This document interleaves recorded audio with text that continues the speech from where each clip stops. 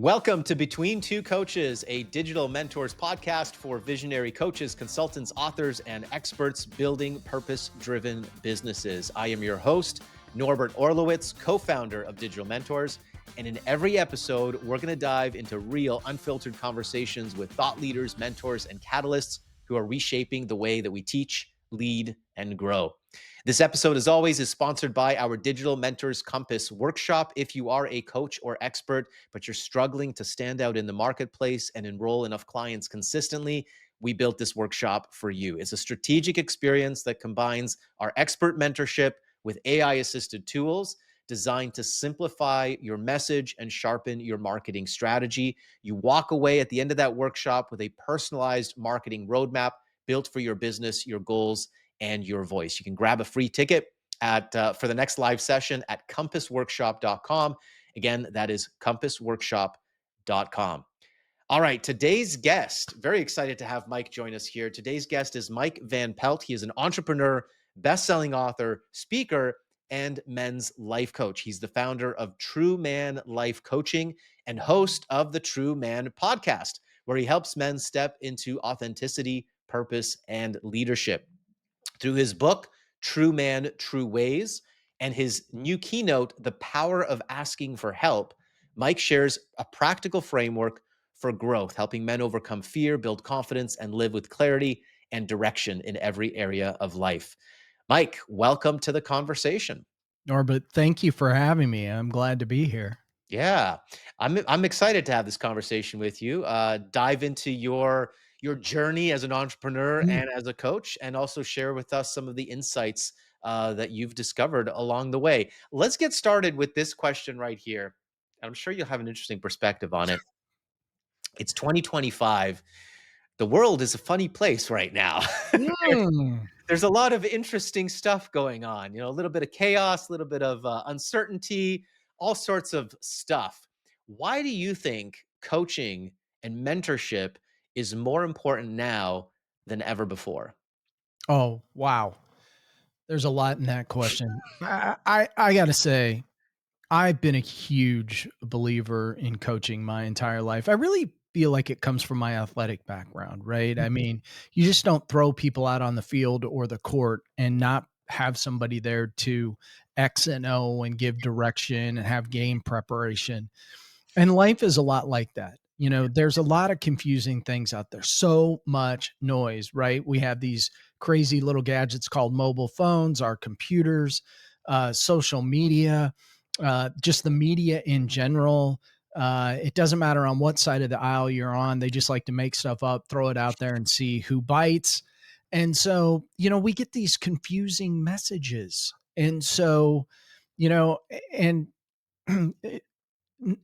I don't want to make everything about faith today, but you're going to hear me talk about it a lot, because really what's going on here is this battle between good and evil. What do you believe? What don't you believe? What voices are you hearing in your head? Are they good? Are they evil? And how are you putting yourself in position to better your best? But I think what coaching, what mentoring does is it allows you to be in a place with somebody else where maybe they're seeing something that you can't see for yourself. Now, here's where I'm going to use an example. So, love to golf. I love to golf. I love sports in general, but golf is by far the most difficult sport I have ever done in my life. It requires you to be in so many different positions just on a basic golf swing. And what I found is I'm a very visual person, and I went through a number of different golf coaches, and either I'm hard-headed or I just suck. I don't know which one there was there, but I finally found this place a handful of years ago that had really visual equipment. So it allowed me to look into the TV monitor and really begin to dissect my swing. And through the help of this coach who was saying, okay, we see you need to be in this position here and drawing lines and all that. I improved drastically. Now, I would have never gotten there without somebody not walking alongside me and helping guide me through that process, draw the line, show me, at times put me in the correct position to get to where I needed to be. And any form of coaching is similar to that. For example, I was with a gentleman this morning. He's actually teaching at a university, and he said to me, I come alive when I'm in front of the classroom teaching people. And I think I just love it. And I think I want to do more public speaking. And he said to me, but I don't even know how I'm going to get started. And I said, be careful. You're much further along than you think. You just told me you jump up in front of a classroom all the time of 300 people and publicly speak. Think about how you can use the material that you have to work on your public speaking skills while you're teaching. And he went, I never thought about it that way. Friends, that is the beauty of coaching, and I tell people all the time, because I've gone down this men's life coaching trail. People go, well, I don't need a coach. A men's coach, like what? It's not a bad thing. It's a good thing. It's sometimes we all need somebody to walk alongside us, kind of clear the cobwebs out, or help us to think or see things in a different way. It's critically important for us if we're going to attain our best and better our best on a daily basis. I think I answered your question. I hope Yeah, I no, you absolutely did, and I want to dig into some of these ideas about coaching and how we grow a coaching business, how you have as well. But I'm curious about your background and how you got to this place, because now you run several different businesses. Coaching is just Yeah. one of the things that you do. You've got this podcast that you run. You're a men's coach and an entrepreneur as well. Yeah. So just kind of share with me the journey. What got you to this place? It's really funny because this idea of coaching did not come easy to me when it first really began to percolate. And here's what I mean by that. What I was running into and what I was seeing was there was a marketplace full of people that were calling themselves coaches. Mm. Okay. And some of these people didn't know what they were doing. And some of these people would say things like, well, I fix. No, you don't. As a coach, you don't do that. You don't do that.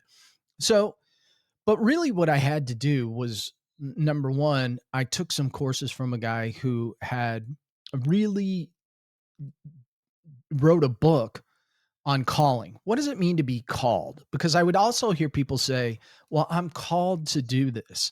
And I wanted to understand, okay, what does calling mean? So I went back and I looked at what it meant to really be called into something. And then the other thing that I began to realize was to take this all back to where the seeds were planted. All the way back when I was in junior high school, I've been an athlete all my life, and I always looked up to my teachers and my coaches and people of authority, and I wanted to know what made them tick. But more importantly than that, I wanted to be them.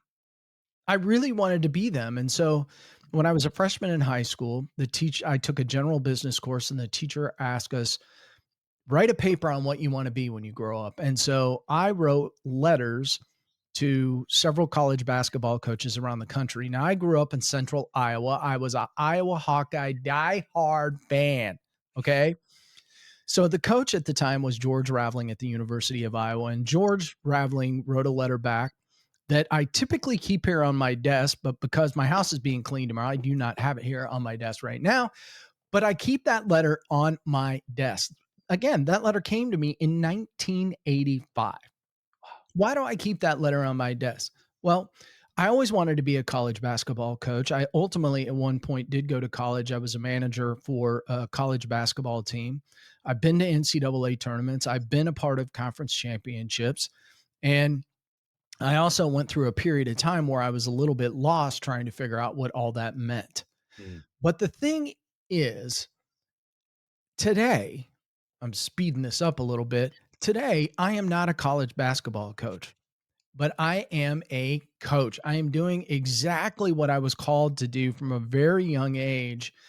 And I'm applying what I know and what I've learned from mistakes I've made, from everything that I've experienced in life and the people that I've been around, and I've applied it. And the interesting thing about coaching is this. If you talk to any major college coach, it doesn't matter what sport, they're going to tell you exactly what George Raveling told me in his letter. The greatest satisfaction he gets is from teaching people how to be better citizens, how to be better people. He didn't tell me, oh, my greatest satisfaction is in X and an O in every play. No, he he talked about teaching people life skills that they could apply for their entire adult life. That is precisely what I do now. And it's precisely what God has called me into.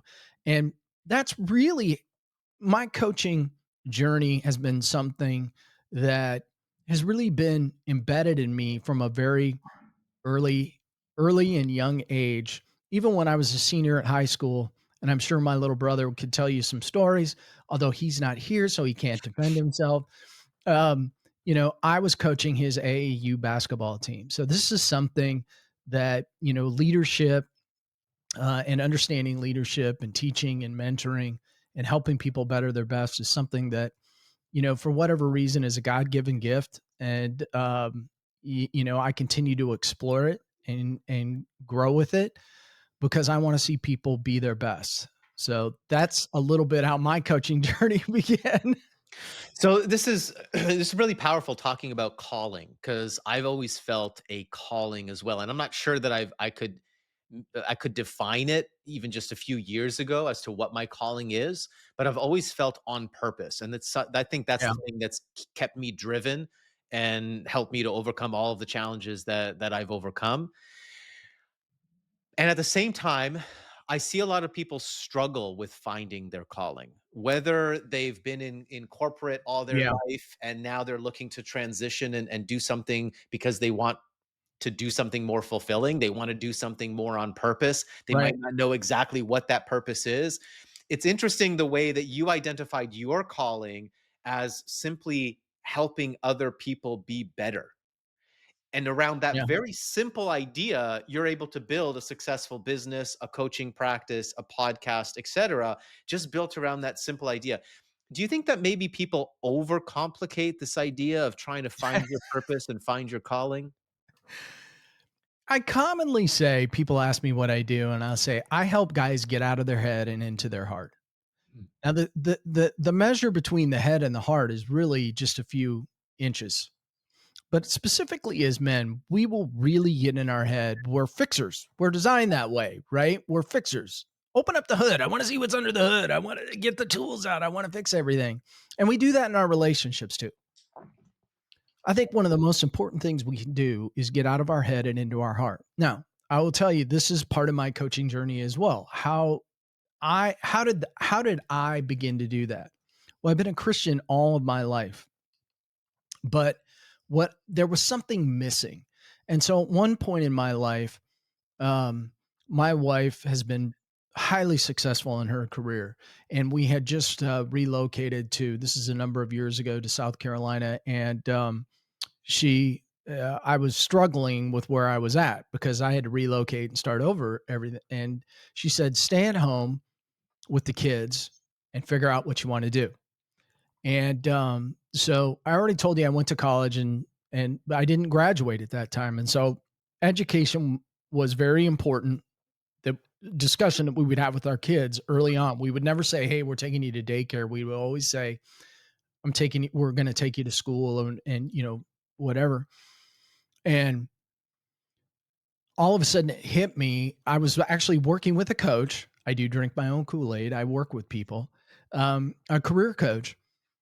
And I put two and two together, and I realized, well, if I'm going to talk about school being important for my kids, I have some unfinished business to take care of. And I went back to school and I got my undergraduate degree and interest. And so during that time frame I was getting it, began doing a lot of volunteering at my church and in the community.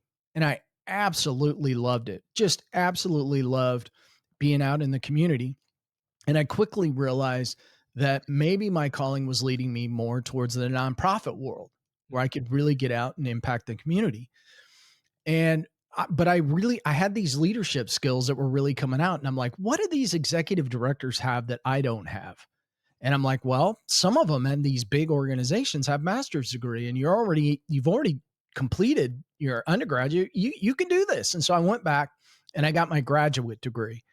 Now, I have completed a huge problem for myself unknowingly. I've been a stay-at-home dad. I'm doing volunteer work. Now I have a master's degree and nobody in the world knows what to do with me. I mean, I literally had somebody say, man, I don't know what to do with you. I'm like, well, hire me. It starts with that, you know? But I was starting to hear a lot of no's and I was beginning to internalize those no's. It's what we do as guys, right?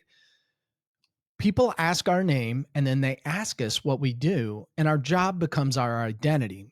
But our job is not our identity. Our God is our identity. But I had that completely mixed up. I thought that my job was my identity. And so my wife and I used to do a lot of dinner parties and events.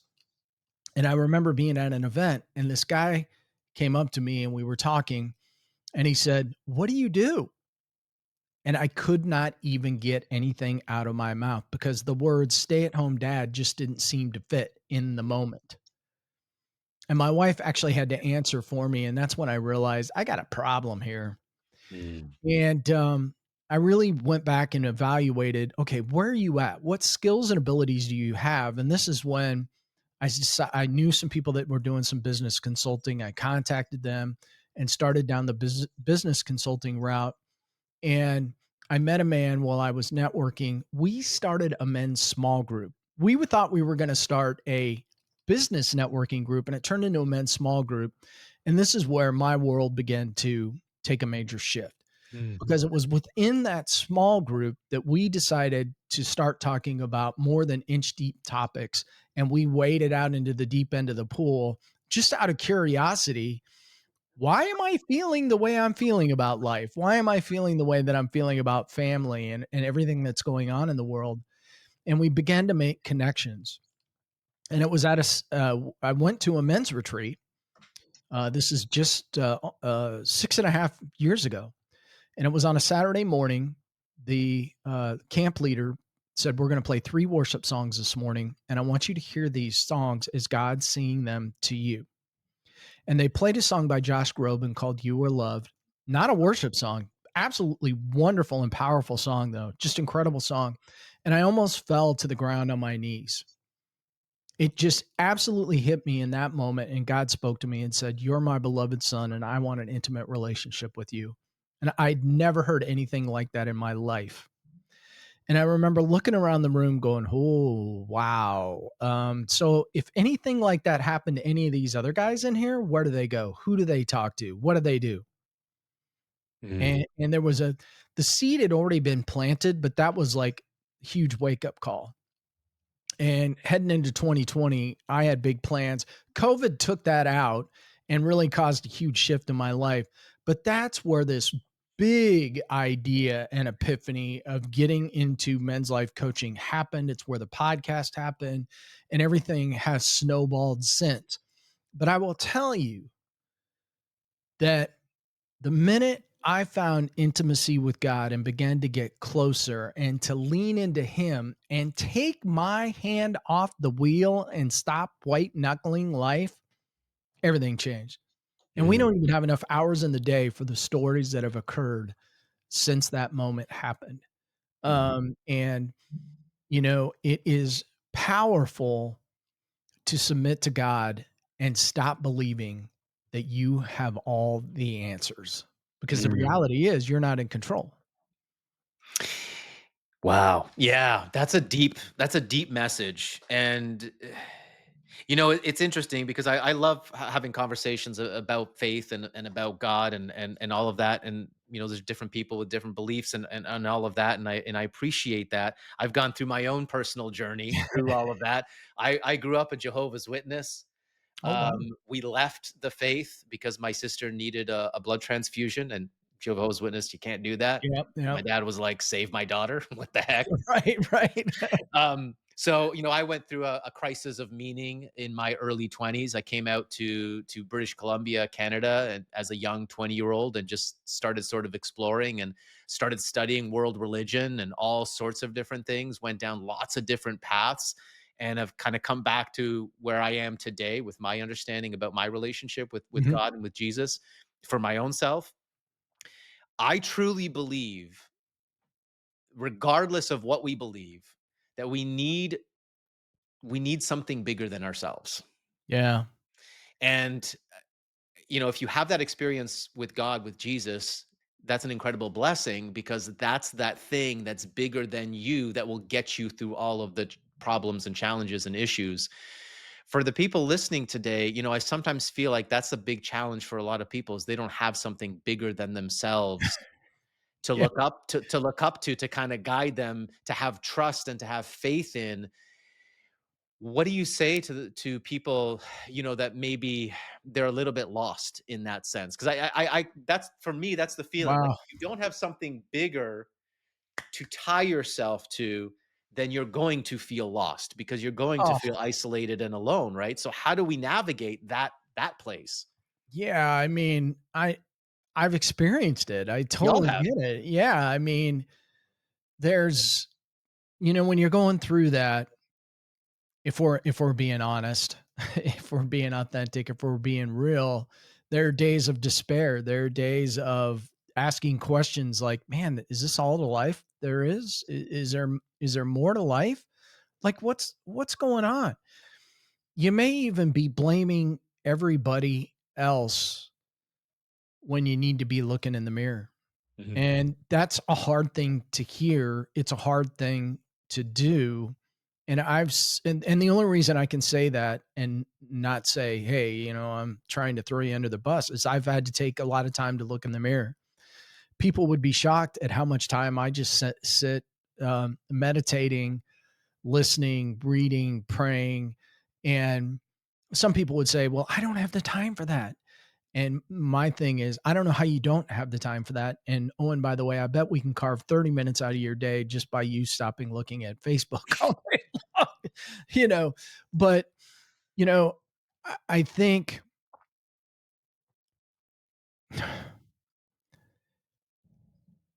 Jesus is chasing you as bad as you want something to come in your life. He wants you to come. He wants you to reach out to him. He wants that relationship with you. And when you meet him, there's more to life. And I wish I could say it some other way. To me, there is no other way. Mhm. And so there is some submitting that needs to be involved in that. There is some, maybe, you got to go dust off your Bible and dig through it a little bit.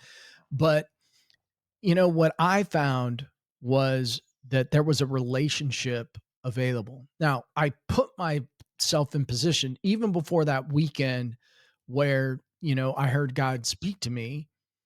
I had put myself in the position of what I would call a learning posture. I was ready to receive. I had been doing some work. I had been trying to understand. I had gotten around people. I remember when we first went to Paul, my buddy, and I back in South Carolina that started our group. We went to an overnight group in Charlotte, and I remember getting around the leader, who was a great mentor to both Paul and I as we were trying to figure out how to maneuver through men's communities. And I remember sitting in the room going, "Why is he crying? Why is he emotional? Why was it?" And he wasn't depressed. He was just so in touch with his emotion, with his heart. And there's something that happens when you begin to get in touch with your heart that is so unmistakably real. Mm. And you know, I I I see people looking for more all the time. More is not a new car. More is not a $2 million house. More is not a but all these things are nice. They're nice. That's not the more that that I'm talking about. The more is having that purpose, dissecting that purpose, having that why. You can't see this on camera right now for those of you watching on video, but to my left is my vision board. And on that vision board are things that I want to achieve. These are family things. These are watches. These are cars. There are things on there, but there are also some very intimate things that I want to achieve in business and in the world. Part of that is having the ability to impact the lives of a million men, because I know if I impact the lives of a million men, we'll impact a million families. If we impact a million families, we impact churches, communities, and the United States. And as we, you know, uh, and my Canadian friends that are listening, right? Because I was on the phone with a Canadian friend earlier today, and we don't know who has worse problems right now, the United States or Canada. It's a race to the top. You I'll know? fight you. I'll fight you on that one Oh for my sure. goodness. I'm up in Canada as well, and I would say that our list of problems is larger, but Uh, man, I don't know. Yeah, it's pretty crazy. Well, let me ask you here on this in this whole idea of calling, right? mhm. I work with a lot of coaches. One of the beautiful thing about coaches is all of the people that I work with are beautiful people with big hearts Yeah. and a servant philosophy. They want to do good in the world. They want to do good for people. Every single coach that I've worked with over the years and years. Coaching is a calling, but it is also a business. Yep. And so, how do we balance the two between our desire of being good people and wanting to do good in the world, but also at the same time, we got to build a real business. We Yeah. got to get paid for our work. We got to ask for the sale. How do we turn this calling into more than just a passion project, but a real business that can actually support our ideas, our vision, our goal, and our families and pay the bills? It's a really good question, because I think one of the challenges we face, and I face this as, as somebody who I'll just say I fought becoming an entrepreneur. I wanted to become an entrepreneur, but I think I fought it. And I think I thought it was going to be easier than it Mhm. was or has been. So there's this constant, battle that we wage. Um, I don't know what the right balance is. I will tell you, I've had to use a lot of patience. I made a lot of mistakes early on. I think so much of this is about trying to find the right people and putting them around you that can help you. Um, what does that mean exactly? Well, I don't know, because I did it wrong a lot the first time around, and I've had to fire people and let people go. And one of the challenges that coaches face. So I'm going to say something here, and everybody's going to go, "Oh yeah." I get a million emails a day from people that are like, "Oh, I can change your world," you know, and there's a herd mentality on a wide range of things out there, social media, or, I hear all this garbage of, well, I can help you 10x. If I get an email from somebody that tells me they can 10x something, it gets deleted right away. Okay. Um, there's this following the herd mentality that everybody's doing it, so it must work. If somebody tells me everybody's doing it, I delete. I move the other direction. I want to know what everybody's not doing that I need to be doing. And so I think what you have to do, and I'll give you an example. One of the first things I look for in a prospective collaboration is, are we both, from a faith standpoint, on the same page? I want to know that right away. In both of my businesses that I'm part of, they're both faith-based organizations. That's critically important to me. I want to know that I'm swimming in the same pond with everybody first and foremost. Above and beyond that, what is my need? What is my need? So, we talked shortly before we started, and I said one of the biggest things that I'm working on right now is my talk, The Power of Asking for Help. Now, I could have gone out and done that. As I told you, I could have gone out and done that. It would have been mediocre. Mhm. I was not put here on earth to be mediocre, and neither were any of you listening right now, just so you know. I wanted to be the best. So I called up the best speaker that I knew.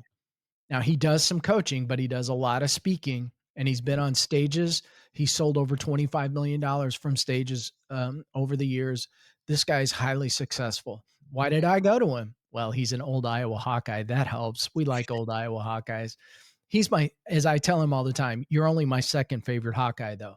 So, because you got to keep him honest, but he's an absolutely incredible speaker, and he's been incredibly helpful for me. And, we're working down this path. And if you want to be the best at something, you need to go find who the best are and connect with them. Just make sure that they have this, that you're all on the same page in terms of the direction that you're going.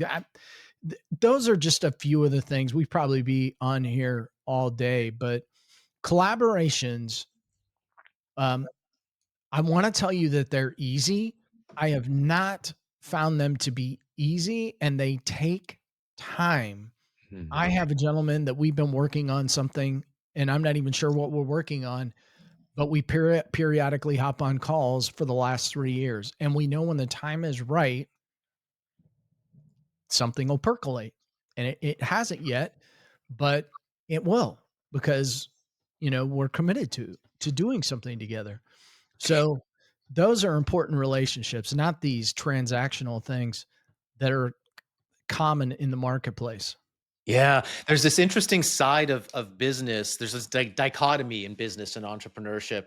We hear a lot about hustle culture. I always like to say you need two things in entrepreneurship. You need hustle, but you also need patience, right? Because you can hustle through some things, but there's also this law of gestation where God will bring you certain people and certain circumstances and certain happenings, and you cannot hustle your way towards that event. It will be Wisdom. God's And in fact, I will tell you that, man, I still laugh about this. I've done over 200 episodes of the True Man podcast. I love doing the podcast. And what I love about, first of all, I love this environment. I love the fact we can talk about whatever the heck that we want, and people are out there listening, and we're impacting them maybe in ways that we will never know. Although I would love I would love the feedback more often than not. Very early on, when I started doing interview style podcasts, I had a man that reached out to me, and we did a podcast on giving and taking and building masterminds and juntos. Juntos are what Benjamin Franklin called his mastermind. That's where that word came from. And so we got done with the podcast, recording it, had a great time. I loved the subject matter, and I just felt God tugging on me. This is the only time I've had this happen. God's just like tugging on me, going, "You need to call this guy." And I'm like, "What? Okay, well, I'll call him." I called him and I said, "I so enjoyed recording the podcast with you. I just, yeah, I love what we talked about, and I want to build better groups. Can you help me?" And to my surprise, he said yes. And a business relationship was born. That was almost 40 years ago. And, people talk about, well, how do you monetize a podcast? And my question is, how do you monetize something when you met somebody all the way back on podcast 38 that we're building a global organization with the idea to create 1 billion givers worldwide?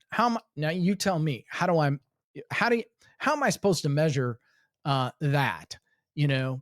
And so, a business and a friendship was forged, and probably, well, without a shadow of a doubt, the greatest mentor of my life uh, was brought into my life. And I am forever grateful that relationship was birthed on something like this, just like this. And, we have a forever recording of it.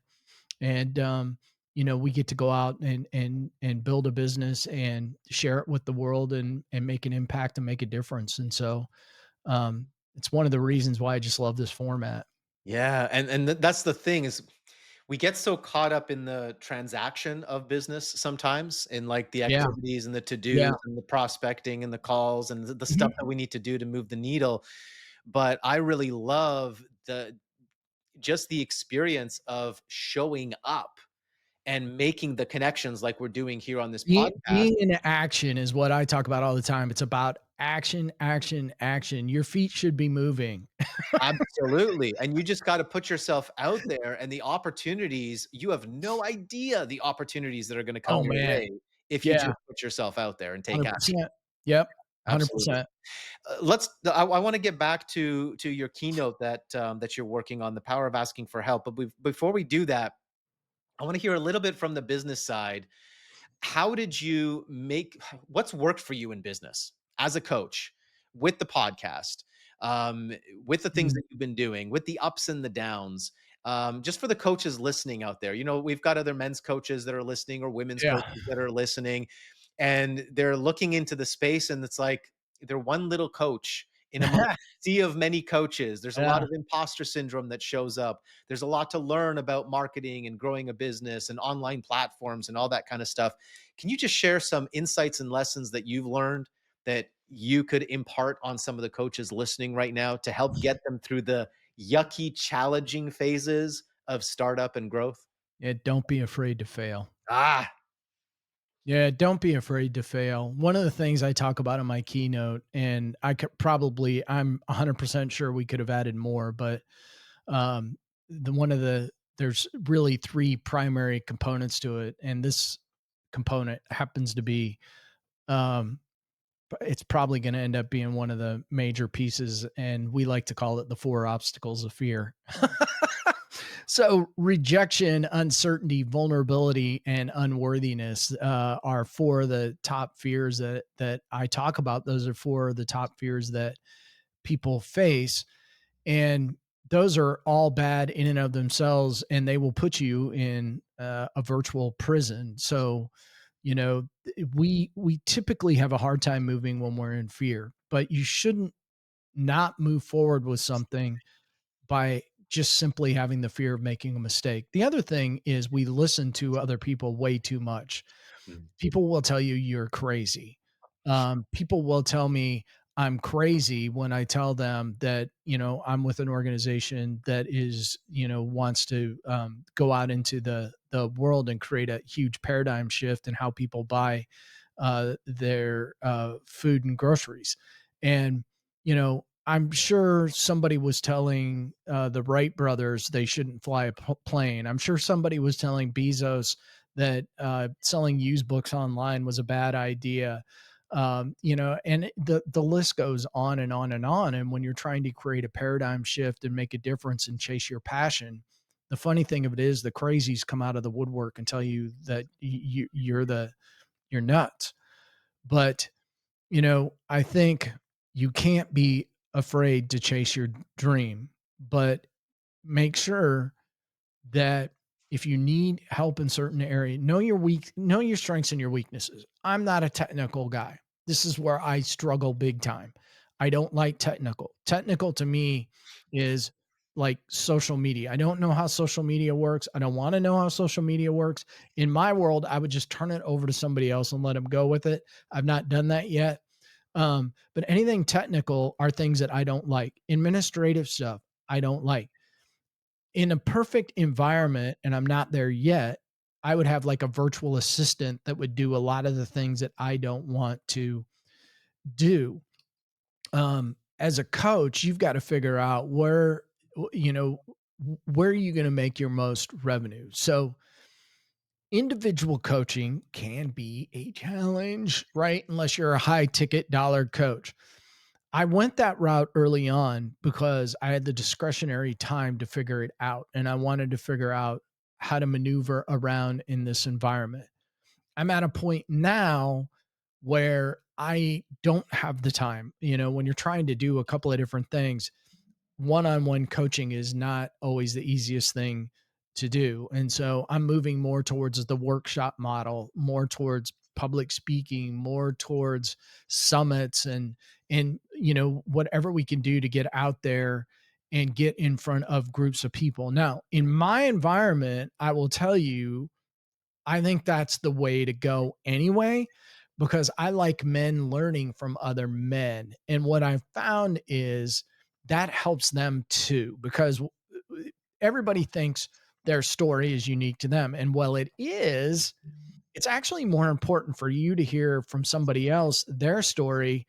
And 9 times out of 10, what you're going to hear is this: "Oh, you too?" That's huge. That is a weight lifted off somebody's shoulders. And so I'm really moving more towards the group thing. So how did I get there? Experimenting and not being afraid to fail. And I don't run around kicking. I am a perfectionist, my friend. And I tell you but I've dropped it. You talk about freeing when you don't worry whether you're going to make a mistake or not. Um, it's very freeing. And so that's where I have found myself. And I think that you can't be afraid to go out there and make mistakes. And people are going to say things, and you got to have to, tune them out somehow. Mhm. But you really, if you believe in it, you know, go out there and get it and figure out how to get it done. Get a plan down on paper. I'm a big proponent of writing things down, of journaling. I talk about that in my book. I have a whole chapter on journaling. I think that's really important for men because we don't talk about journaling in men. Get your plan down on paper. If you can afford to keep your day job while you're building it out, I recommend that too. You don't have to give up everything uh, overnight. The other thing, I think this is really important. All that crap you're seeing on social media, it's a lie. I hate to tell you that. Okay. That that guy standing next to a $5 million car or $10 million plane, that's one in 20,000. So I hate to break this to you, but what you're seeing out there ain't real for the average guy. So you need to get that out of your head and realize that not everybody that says they can help you can really help you. And so you need to define for yourself, what's my niche, what am I going after, who do I want to serve, and then you attack it from that angle. And it probably will change on you. Just a warning, because it's shifted on me several times. Yeah, I get the sense most people really, and I guess you couldn't, you really don't know what you're into when you get into Oh entrepreneurship and man. self-employment. You really have no idea. As long as you're prepared for the journey, or at least open to the journey of Yeah. real personal growth. Can you eat rocks for lunch? Then you're qualified. Yeah. Then maybe you're qualified. Yeah. Okay, let's talk about this keynote that you're working on. I want to come at it from a couple of different angles. The first Yeah. one is business strategy. Why this keynote? Why now? Why is this something that you're Oh, pursuing? Why did you invest in a coach to help you with it? I was just interviewing a book marketing expert, and one of her advice to coaches who are looking to write a book is don't write a book yeah. because you might not be ready for it. And we talked about, the timing of when it's a good time to write a book. And it's the same thing. Like there's lots of great advice out there. And I talk about this from the marketing Yeah. perspective too, right? Like people will tell you every business owner should have a book. Yeah, sure. That's good, sound advice, but it might be bad advice for you depending on where you're at in your business. I mean, I want to do a TED talk, right? I mean, everyone should have their Yeah. video presentation. Every single business owner should have one, but that doesn't mean you should have one right now. So, from a strategic perspective, why is this important for you right now? Why are you working on this? Why are you investing time and resources to get this done? Um, there's a story in there that I want to tell. And I think here's the thing, I can't tell somebody whether it's a good idea to write a book. I've been involved in soon to be 4 collaborative books. I never intended to go down that road. They're interesting. I've been involved in 4 collaborative books, and it was great to dip my foot into the book pond and kind of figure things out. I wrote True Man, True Ways, a roadmap of discovery to the masculine heart, because it was partly my story. And I wanted to get something out there for men that was a very basic model of, here's how you can get your masculine heart back. Very quickly, we had some challenges with that book. Amazon actually pulled it down. I won't get into all the details, but those rascals are vicious little animals over there. They pulled it down. They took my royalties. They took the money from the book and then sent me a dirty note and said, "You're never welcome back on this platform again." And so don't worry. My book is alive and well. You can go get it on my website. There's always a recovery to that. But here's what happened very Now I have to get quickly. that book because I'm curious what Yeah, was well, so bad in that book. hey, here's the thing. Here's the thing. What I realized really quickly after a couple of days of intense doubled over pain of like, what in the world just happened? Why I did Amazon reject me? Yeah, I realized that the devil didn't want that book out there in the marketplace. I'd actually done something good, okay? And so, I'm like, "Okay, this is good. This is actually good," Right. and we recovered from it. That you can still get the book. You just go to my website. That's what you do. See, here's good marketing, right? This Yep. Go to TrueMan, TrueManLifeCoaching.com. You'll see my books out there. Go get the book. So, the book's available, no big deal. But very quickly, I went because I've been having, and my wife goes, "You've been having this your entire my entire life. I've had these flashes of me being on stage." Now, I mean, periodically I've been on stage. When I was in high school, I was in choir and got to do a few solo, those types of things. But this whole idea, when I go to an event and I see a speaker on stage, I don't see the speaker on stage. I see me, and I want to know what's going on around me.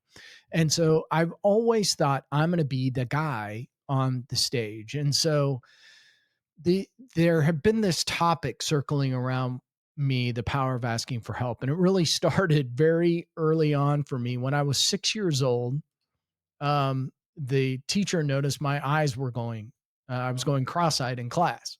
And so they sent me to the eye doctor and I had astigmatism. No big deal. You have astigmatism, you just get glasses. And back then, what they do, that was 1976, by the way. Not a lot of kids walking around in glasses back then. Things have advanced a little these days. And so, but they took me in to do the eye test, and the guy says, they give you a little projector thing, and he gives me an eye test, and he said, "What do you see?" And I said, "I see the moon jumping over the cow." And he laughed, and he went, "No, the cow's jumping over the moon." Okay, so they put me in glasses. No big deal. I mean, when you're 6 years old, you're going to have kids going 4 eyes and that kind of thing. But that really wasn't what caught me. I was really introverted as a youngster. And what started to happen were the adults would come up to me and they'd say things like, "Boy, those glasses really make you look smart." Now, if you're introverted and you're smart, you can't ask questions because that would make you look stupid. Okay. That was just how my mind went. And so, I stopped asking a lot of questions. And, when you stop asking questions when you're in school, you can fall behind. And I don't want to say I fell behind. I was just far more interested in PE class, playing on the playground. And then when I got into junior high and high school, sports practice. That's really all that mattered to me. But the point is you carry that stuff around, from your childhood all the way into your adulthood. And of course, then the joke becomes, and we've all heard this, "Honey, why don't you just go inside and ask for directions?" I mean, who does that? Right. And now we've eliminated that. We've probably saved a lot of marriages by having GPS on our phones. But the point is, we generally speaking will not ask for help, men specifically, because, you know, why would we do that? That's not a very I can masculine figure it thing. out. I solve Yeah, problems for a living. This is yeah, what I do. right, right. And so the reality is I'm not a specialist in everything. When I first started doing the podcast, I'm like, well, I've never spoken on a microphone before. I don't know what I'm doing. And I hired a coach. I was really trying to clear the air on things. I was like, I don't understand about monetizing. I don't care about monetizing. I want you to teach me how to ask good questions and how to tell a story. And herein lies, I think, the real question of what we're talking about and where the power of asking for help comes into play. You heard me tell a little bit about my story, which is what I lay out, of course, in the talk. But we all have a story. And in this age of AI that just, is AI effective? Yes.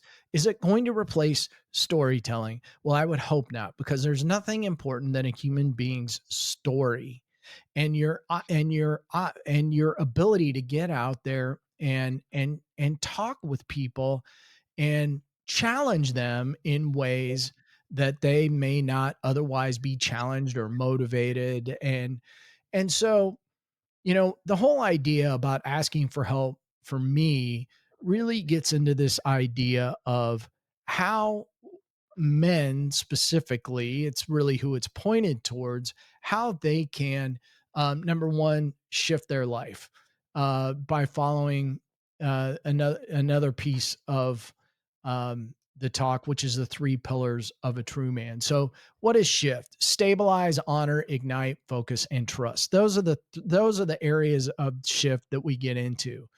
And when you do that, when you know God, know yourself, you can begin to live fully. Those are the three pillars. And so you've heard me talk about, the four obstacles of fear. All three of those pieces really become the primary components of the power of asking for help that I can get into and talk about, because we have to ask for help. You know, maybe it's 1 in 1,000, maybe it's one, I don't know what the stats are, of these people that like really make it. Bezos had a good idea.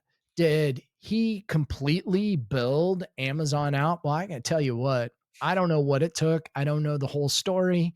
But it took a lot of people to build that out. McDonald's, if you've seen the movie McDonald's, it's interesting. My mentor grew up in Chicago and actually cleaned Jane, Ray Kroc's administrative assistant's house. That's how he began meeting his mentor. Oh, I have some stories, friend. But if you see the movie, if you see the movie about Ray Kroc starting McDonald's, the founder, it's an actually there's a lot of fictitious stuff in there, but the point is that Ray Kroc had the idea, but the McDonald's brothers had already really laid the foundation for it when Ray Kroc laid. So there's never just one individual, that lays everything out. And I love watching, these documentaries and stories about how companies got started and what they went through. Um, because there's always more to the story. There's always more to the story. And it really requires help along the way. And we can't asking for help is a position of strength, not weakness. And many of us were raised to think that it was a point of weakness. So I grew up in an era, for example, where if you fell down running to first base, they said, don't say ouch, rub it out and keep on moving. And that works maybe for a short period of time, but when you grow up, you don't fall down running to first base. It means typically you got fired from your job. Now, how do you deal with those emotions? And so, you know, we really, I've talked with people in companies and they're like, well, we're information technology company. So, if we're doing this, we're supposed to know the answers. What happens if you ask a question? Well, then we look stupid. I'm like, oh, geez.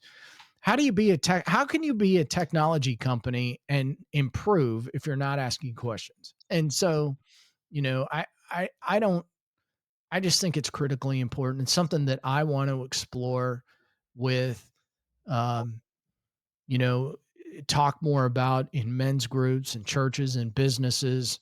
Um, if a business is going to grow and become their very, very best, they better be asking a heck of a lot of questions. How can we improve on our customer service? How do we improve on our bottom line?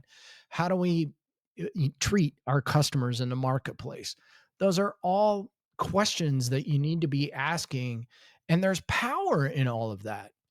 You can't run from some of these challenges that you may be facing. If you're not making money, why? Mhm. Why? And is there somebody that could help you make more money? Um, so I could go on and on about this This stuff. is this is a really profound topic because as you say that, the power of asking for help, on the surface, it seems pretty basic. It seems Yeah. like a pretty simple topic, a pretty simple question. But when you said it to me this time, after our conversation now, it brings me right back to the beginning of our conversation and the deeper surrender that you talked about when you talked about surrendering to Christ. Yeah.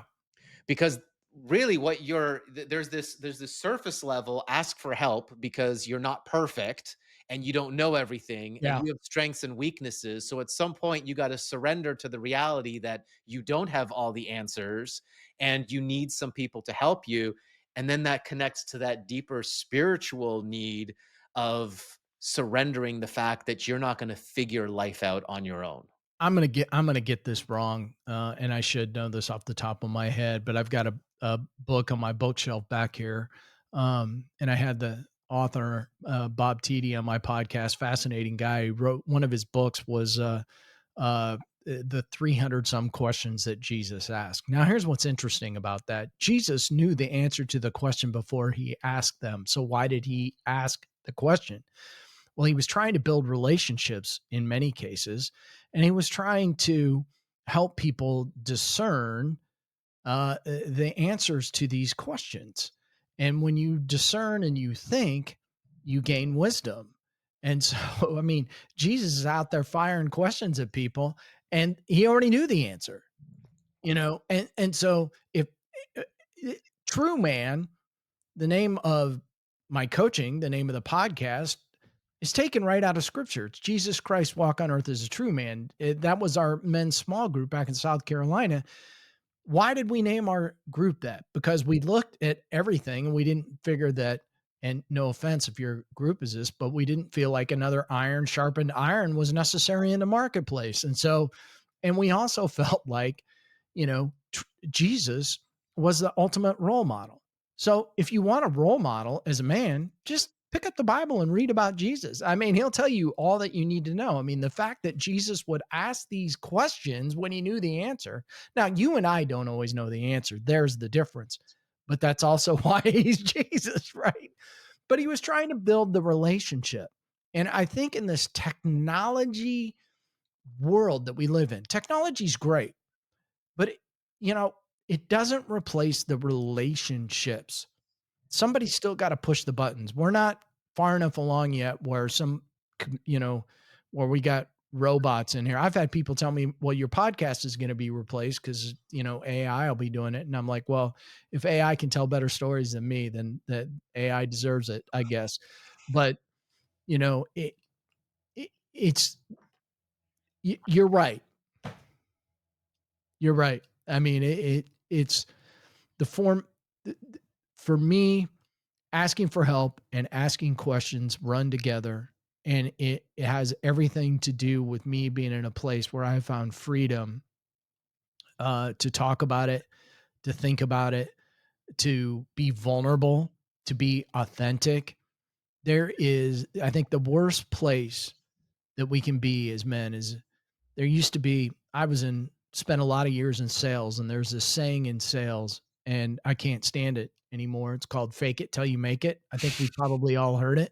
It's the biggest joke there is, because if you're faking it until you make it, that means you're wearing a mask. You're not being real. You're not being authentic. And whoever came up with that phrase is a moron, because what you really need to do is look in the mirror and figure out how to be you, how to be real, and how to go out and build those relationships.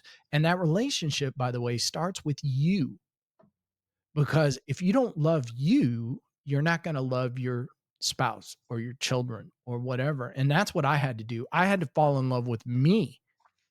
And that was one of the first changes that I really made, that has allowed me to get to the point today where, heck, I can even sit down here and talk about all this stuff. Yeah. Mike, we could keep talking here. There's many more questions that I could ask, and we could go into many different directions. But this has been really great, a really great conversation with you. I appreciate you, sharing your insights, your wisdom, your lessons, your struggles, your challenges. This whole journey of entrepreneurship. and just this journey of life, honestly, trying to figure it all out and find our place in it and create some meaning out of it all. Can you please just share with everybody where they can connect with you, where they can, tune into your podcast, all that kind of stuff? We're going to leave all the links in the show notes, but just Yeah. share with people what you have for them and how they can connect with you. Well, TrueMan Life Coaching is my website. And on that website, you can connect to the podcast. You can connect to my books. I try to stay up with the blog. We are just getting to the point now where we're going to start kicking out, I think, a biweekly newsletter. And that's going to coincide with everything that I'm doing on the speaking tour. And the whole point of all of that is to help men, better dads, better fathers, and so that they can connect with themselves. But my website is the best place to find all the latest and greatest information. It's got my calendar on there that you can get on. And I think it's got my email address on there too, Mike at truemanlifecoaching.com. And that's how you can get a hold of me. That's how you can get to the podcast. Fantastic. Mike, it's been great to connect with you. Great to chat. Great to have this conversation. Really appreciate it. Like I said, we will leave all the links in the show notes and description so you can connect with Mike and check out his podcast episodes as well. Thank you so much for being here again, Mike. Oh, thank you for having me on. I enjoyed it. Right on. My pleasure. If you enjoyed this episode, please help us grow it. We are a new and growing podcast, so we need your help. Please share it with your network and your audiences. Obviously, subscribe, like, all that kind of stuff. We really do appreciate it. Mike, thank you again. This has been a conversation between two coaches.